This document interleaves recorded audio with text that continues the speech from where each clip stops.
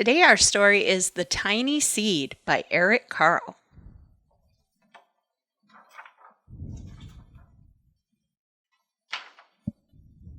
It is autumn.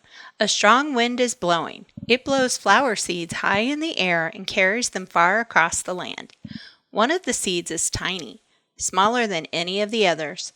Will it be able to keep up with the others? And where are they all going? One of the seeds flies higher than the others. Up, up it goes. It flies too high and the sun's hot rays burn it up. But the tiny seed sails on with the others. Another seed lands on a tall and icy mountain. The ice never melts and the seed cannot grow. The rest of the seeds fly on, but the tiny seed does not go as fast as the others. Now they fly over the ocean. One seed falls into the water and drowns. The others sail on with the wind, but the tiny seed does not go as high as the others. One seed drifts down onto the desert. It is hot and dry, and the seed cannot grow. Now the tiny seed is flying very low, but the wind pushes it on with the others. Finally, the wind stops and the seeds fall gently down on the ground. A bird comes by and eats one seed. The tiny seed is not eaten. It is so small that the bird does not see it. Now it is winter. After their long trip, the seeds settle down. They look just as if they are going to sleep in the earth. Snow falls and covers them like a soft white blanket. A hungry mouse that also lives in the ground eats a seed for his lunch.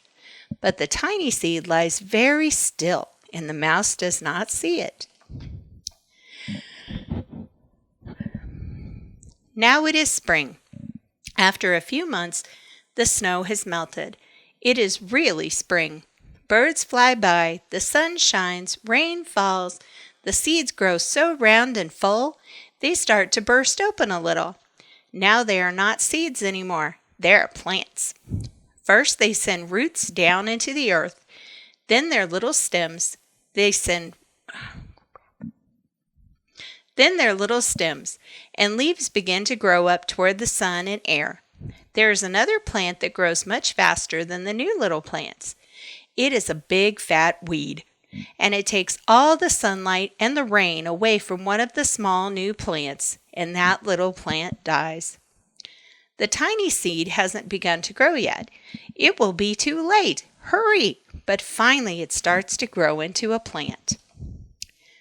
The warm weather also brings the children out to play. They too have been waiting for the sun and springtime.